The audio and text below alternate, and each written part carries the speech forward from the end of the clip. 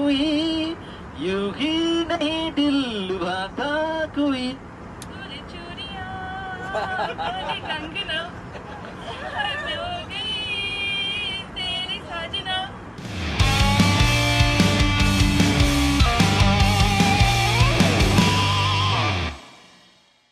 Okey, kembali di dalam bahagian yang kedua. Seterusnya ni, di AirAsia selepas diberhentikan.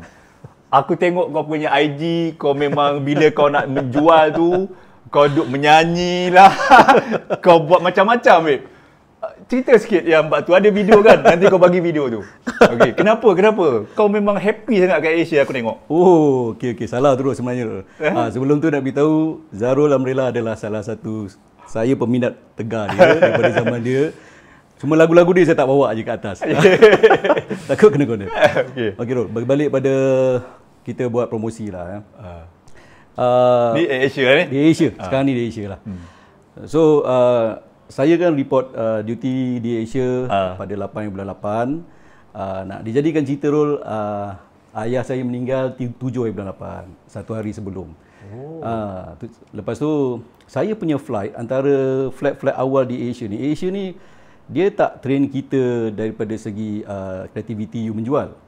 Terpulang macam mana cara you nak menjual as long as you menjual. Kita ada merchandise lah. Jadi saya tengok dia punya open concept, Rol. Memang saya sebenarnya culture shock sebenarnya bila daripada Malaysia Airlines saya pergi ke AirAsia.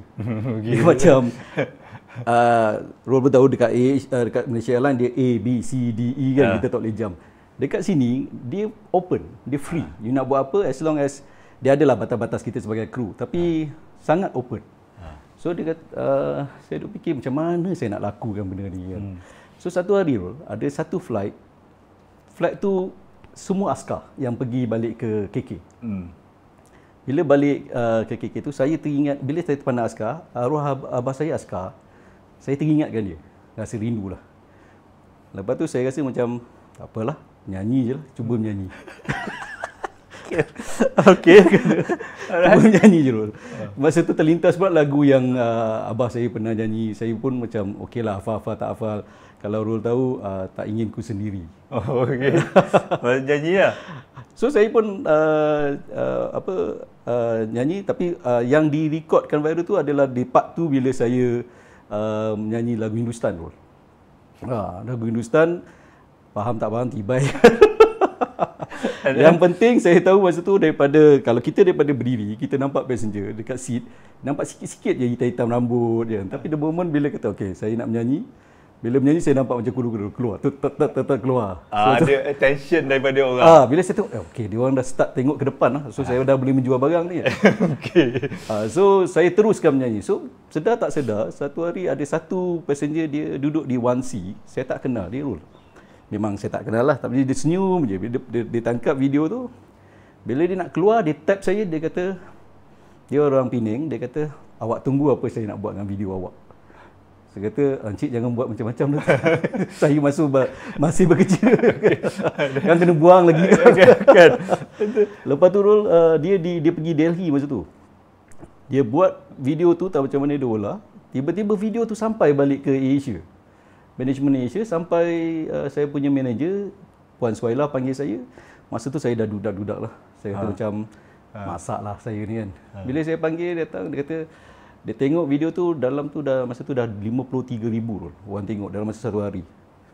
Dia kata macam, so dia kata congratulations, in a short period of time you dah introduce AirAsia ke 53,000. Macam, yalah, AirAsia ni sebenarnya nama besar, bukan sebab saya. Tapi cuma daripada contribution saya sendirilah. The moment you nak menjual tu. Ke 53,000. Dan malam tu memang habis, bro. Kita sold out barang. Kita dapat commission kan. Lepas tu saya kata tak rugi pun. Dia kata okay, continue whatever you are doing now. You nak menyanyikan apa, as long as passenger entertain.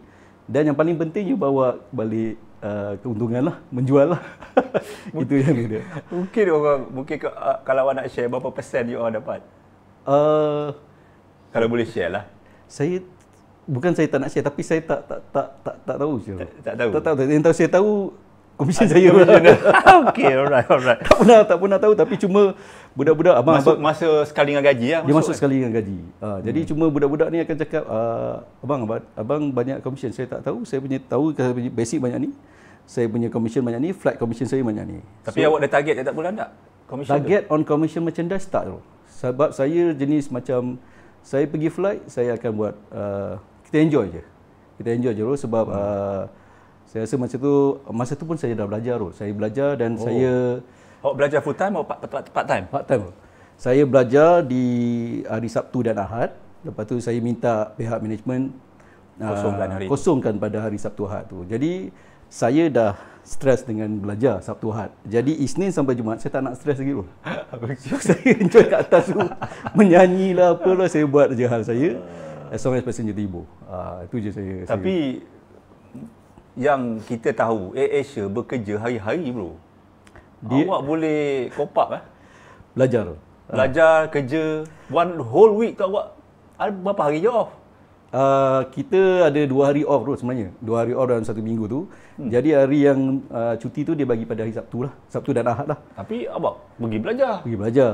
Habis apa mana Cuma saya jaga daripada segi macam ni lah Rul. Bila kita balik daripada flight, saya akan terus balik. Saya dah tak ada jenis macam nak melepak-lepak. Sebab saya tahu in between satu flight ke hari kedua tu sangat pendek.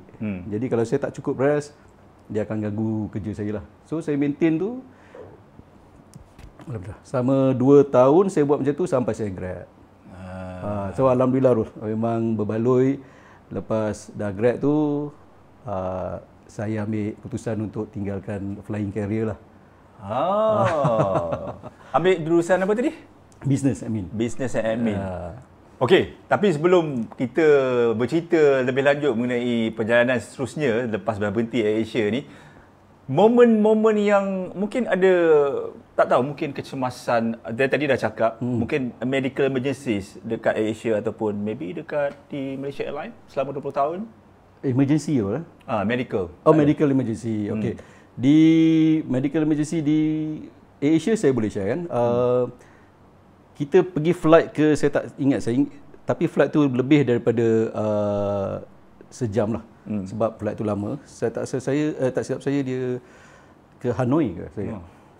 So dalam keadaan kita terbang, bila di Asia ni makanan kita buat round untuk penjualan tu sekali. Lepas tu nanti towards nak landing tu kita buat lagi sekali. So in between tu tak ada penjualan, kita cuma ronda-ronda saja. Tiba-tiba saya nampak seorang passenger dia kena fit tau. Sawan, yes. Dia sawan tapi dia duduk di A seat, maknanya B and C ada orang.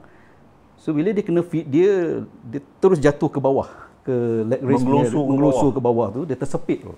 Aduh. Bila dia tersepit di bawah, saya yang dua yang BC ni dah bangun. Okay. Dia menjerit lah, panggil kita. Kebetulan masa tu itulah saya berterima kasih dengan Malaysia Airlines. Kita punya tahap yakin untuk nak attend kan. Sebab masa tu di Asia, masa tu budak tu baru lagi. Yang paling senior pun adalah leading saya. Masa tu leading saya pun di Asia ni setahun 2 tahun dah jadi leading. So saya rasa dia pun masih baru juga. So keadaan dia masih dia lost control, takut. Mungkin dia tak berapa yakin nak attend. So saya ada dekat situ, saya perlukan support daripada kawan-kawan. Jadi bila orang kena fit ni, nak keluarkan dia daripada celah tu susah tu.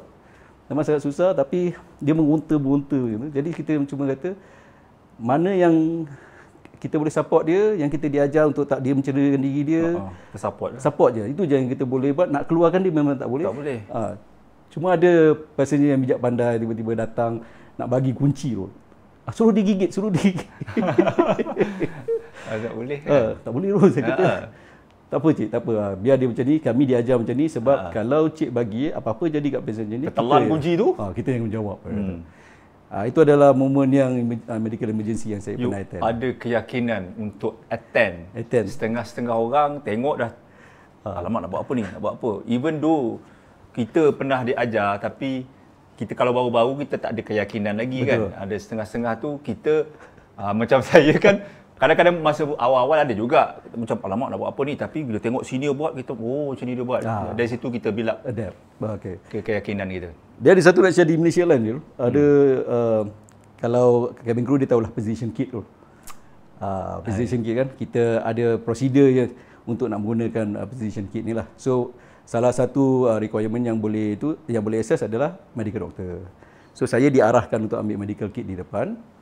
So saya pun ambil medical kit. Tak silap saya Filipino doktor Yang ada dalam yang attend kepada pesakit tu lah. So bila dia suruh saya buka position kit tu, kita akan nampak banyak tube ubat semua macam-macam. So dia suruh saya paskan stetoskop tu, saya dah paskan. Tiba-tiba dia bagi saya, dia kata okey, dia suruh choose nama-nama ubat tu. Kita belajar nama ubat. Okay. Tapi kat situ terlalu banyak. Dia mention satu ubat tu, lepas tu dia suruh saya ambil jarum tu untuk kita ambil ubat tu, which kita tak diajar tu. Kita cuma paskan aja. Dan doktor you kena guna. Dia pula expect, dia ingat kita tahu semua. Kita tahu semua. Jadi dekat situ saya kena marah. Dia kata, dia macam kata, dia macam kenapa, macam mana you tak tahu buat kerja ni? Lepas tu kita, I explain to you doctor later doctor. Okay, I can only attend dulu. Attend. Cuma kemudian kita explain kat dia, kita tak diajar dan kita tak ada kebenaran pun nak ambil ataupun buat suntikan kepada pesakit, baru dia faham. Tapi itu antara momen yang saya rasa macam cemas dan kelakar. Okey. Ini kita cerita bab penumpang-penumpang. Ni komen yang biasa yang saya dapat juga daripada YouTube saya. Dia kata macam ni, Yus. Pramugara-pramugari ni bila dengan Mak Saleh cukup mesra, tapi dengan Malaysian korang punya sombong, korang punya macam tak nak pandang, kau layan kita orang macam second class. Oh ya ke? Kau rasa macam tu tak? Ini selalu, mungkin kita pun pernah. What do you think? Dia bukan macam tu loh. Sebab saya rasa ini my personal point of view lah. Dia orang ni, orang-orang foreigner ni, dia bila dia travel, dia ada banyak soalan. Dia banyak soalan. Okay.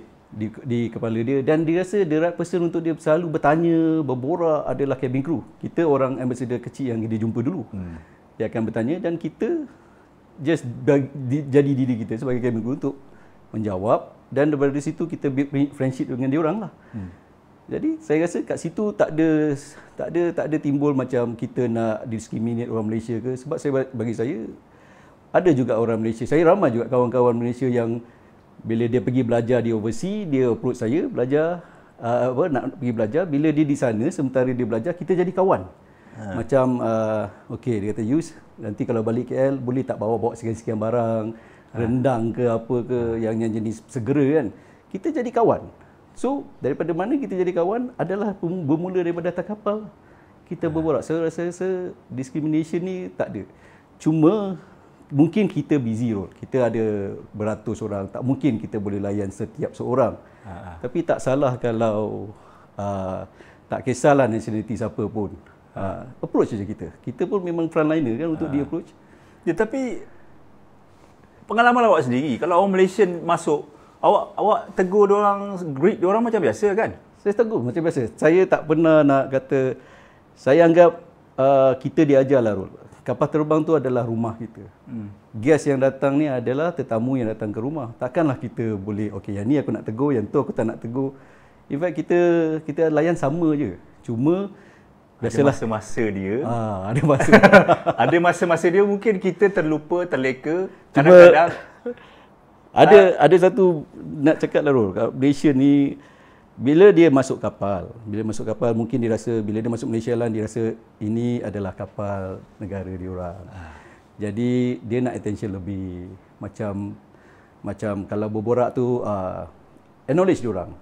Dia orang Malaysia. So kita buat macam tu, cuma respon kurang.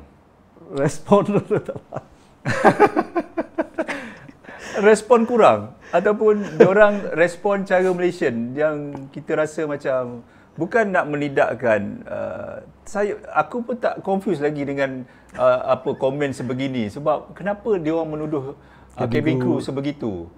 discriminate Discriminate Malaysian. Rather Mak Saleh kau bercakap, thank you sir. Tapi Malaysian you just thank you, terima kasih cik. Dah. Tak tahu dah bro. Kalau diorang nak bagi komen tu, tapi macam saya tak rasa macam tu bro. Sebab saya macam dengan Malaysian ke, dengan non Malaysian ke, saya layan sama je. Kan, tengok kau menjual sudahlah kan. Kan? Yang saya tahu, saya nak layan semua sama supaya kalau kita ada 13 jam punya flight, kita tak ada problem. Kita berkawan dengan dia orang. Jadi 13 jam tu tak rasa bro. Ya. So far selama saya 20 tahun di Malaysia Airlines, saya tak rasa ada bad experience ke atau yang teruk-teruk, tak ada bro. Mungkin ada segelintir kita yang mungkin terleka, terlupa, terlepas pandang mungkin. Sebab kita dia dengan manusia, kita pun manusia. Kau cerita sikit, kita sebagai manusia kadang-kadang kita pun penat nak melayan manusia, betul tak? Betul. Apa yang contoh-contoh yang memenatkan, kerenah manusianya pun memenat kau lah. takkan kau nak cerita benda baik je. Of course kau ada yang terguris juga. Cerita sikit. Kalau nak kata terguris tu tak, tapi kalau marah tu iyalah. Kenapa? Okey. Kadang-kadang kalau certain flight, tapi flight ni cabin crew memang top lah. 5.5. Yes. Okay. Kalau flight yang ke 5.5 ni, diorang ni demand dia orang lebih. So dia orang memang menguji kesabaran kita sampai dah tak tahu sabar ke mana lah. Kadang-kadang bila kita bukan tak bagi, kita bagi apa yang dia nak, sampai kadang-kadang kita dah tak ada benda nak dibagi dah habis dah.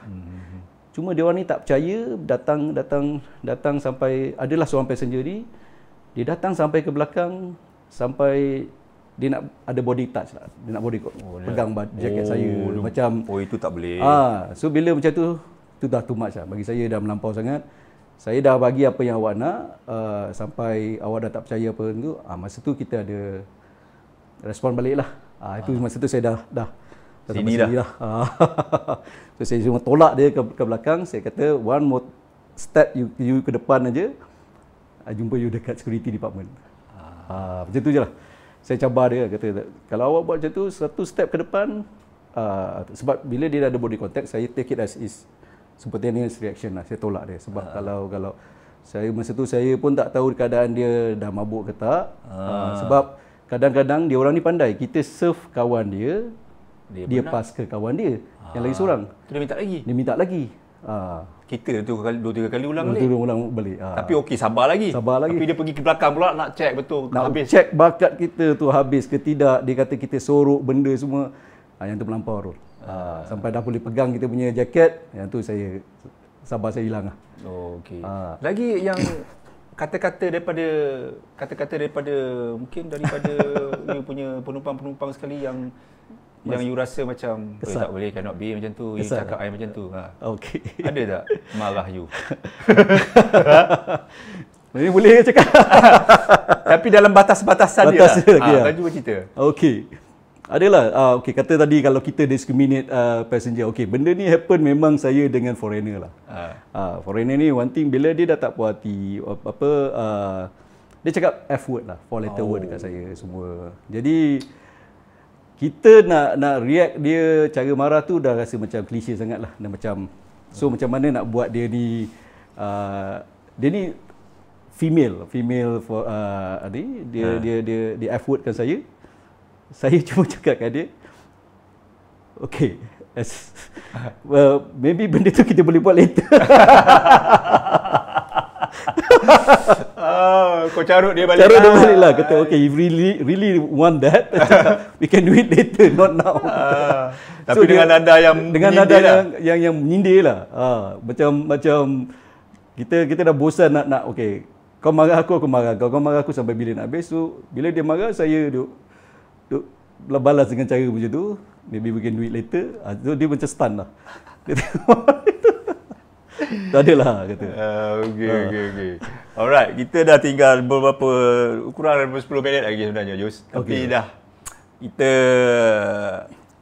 banyak juga yang kita share tadi. Inilah last, kita ada dalam 7 minit untuk awak bagi tahu.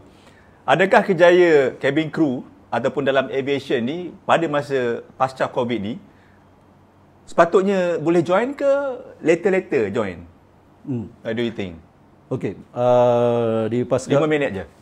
di pasal COVID ni, okey, semua tahu aviation industry ni tak sebagus dulu kan, sebab banyak flight cancel. In fact saya bukan berhenti Asia sepenuhnya, Rol. Saya masih lagi di Asia tapi di bahagian ground, dan kita masih lagi kontak dengan kawan-kawan kru yang mana terbang. So dia orang mengadu. Memang flight tak banyak, allowance tak banyak, so ganggu dia orang punya rutin harian dia semua. Jadi kalau kepada siapa yang nak join cabin crew tu, kalau nak join buat masa sekarang pun kita tak diintake. Dan saya tak galakkan join dalam keadaan sekarang, sebab bila you nak join, you kena sacrifice kerja yang lama. Tapi yang kerja di hadapan ni belum menjanjikan stability. Jadi buat masa sekarang ni, biar airline industry ni kukuh balik, baru kita boleh join lah. Itu pendapat saya lah. Sebab kalau betul-betul nak join, boleh kita join bahagian ground dulu ataupun join aviation punya industri dulu. Cuma bila dah okey, kita boleh buat internal swap, boleh pergi ke bahagian cabin crew kalau requirement dia untuk cabin crew mencukupi lah. Itu nasihat saya. Alright, your kata-kata terakhir sebelum kita tutup. Kata-kata terakhir. Mungkin nak cakap something kepada member ataupun kawan dalam industri airline atau something apa-apa je. Okay. First of all, terima kasih kepada Zarul Ramlillah yang sudi interview saya hari ini, share sekali pengalaman. Pada kawan-kawan di luar yang masih fly ataupun yang kenal di saya, Yusri Adam ataupun panggil Abah Adam di Asia, teruskan. Kejayaan ini adalah satu kejayaan yang sangat menarik, dan saya boleh kata tak semua orang berpeluang untuk menjadi cabin crew. Jadi bila anda di dalam industri penerbangan ni, lakukan tugas anda sebaik mungkin, kerana ini juga adalah anda punya amal jariah. Okey, terima kasih Yus. Terima kasih bagi apa datang rumah awak kan, datang hari ni. Jauh ni sebenarnya. Di hujung sana rumah dia. Tapi best, memang best. Terima kasih. Yus memang terkenal seorang yang mesra dengan saya daripada dulu lagi. Pernah 2 kali fly sama kan? Betul.